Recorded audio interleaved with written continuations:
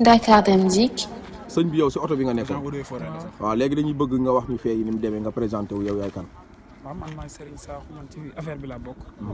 waaye benn agent eaux et forêts moom moo yor benn C5. ni mu doublé ni mu génnee moo baaxul mu bëgg a dugg.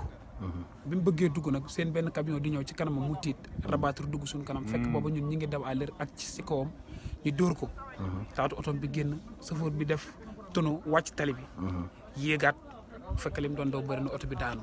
waaye du question chauffeur bi moo wàcc moo def troisième position non moom mi ngi ci woon ci mi ngi ci ligne am normal. gaayen bale moo juum man maa ngi toogoon ci siège bi ci kanam ñun ñaar ñi siège bi ci kanam lañ toog.